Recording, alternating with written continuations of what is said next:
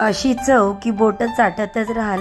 चला तर मग आजच्या मस्त झकास आणि झणझणीत रेसिपीला सुरुवात करू। सर्वप्रथम तेल गरम करून घ्यायचं आणि तेल गरम झालं की त्याच्यामध्ये टोमॅटोची बारीक केलेली प्युरी टाकायची आणि छान असं मिक्स करून घ्यायचं।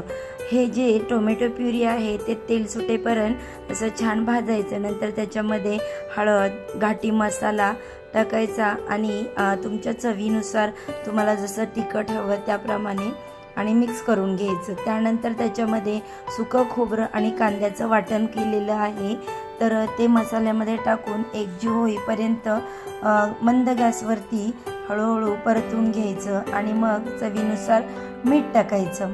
त्यानंतर शिजवून घेतलेले मटन चॉप्स आणि पाया जे आहेत ते या मसाल्यामध्ये टाकून मिक्स करायचं। मिक्स छान असं झालं की बघा अशा पद्धतीने की लगेचच त्याच्यामध्ये आपल्याला काय करायचं आहे, गरम पाणी ओतायचं। चुकूनही थंड पाणी ओतायचं नाही। थंड पाणी ओतलं तर त्याची चव अजिबात लागत नाही आणि ते खायला देखील तेवढं टेस्टी लागत नाही।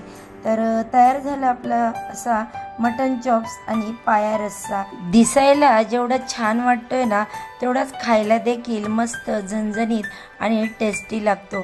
तर तुम्ही नक्की ट्राय करून बघा असा हा मटन चॉप्स आणि पाया रस्सा। आणि बघा सातारकरांनो, अशी कुस्करून भाकरी खाल्ल्याशिवाय मटणाची चव काय असते ते कळत नाही। तर त्यासाठी एका पितळीमध्ये, आता आमच्याकडे सातारला या प्लेटला पितळी म्हटलं जातं, तर पितळीमध्ये भाकरी कुस्करायची आणि त्याच्यावरून या मस्त असा रस्सा घ्यायचा। असे छान छान व्हिडिओ पाहायला आवडत असतील तर चॅनेलला पटकन फॉलो करा। Bye bye.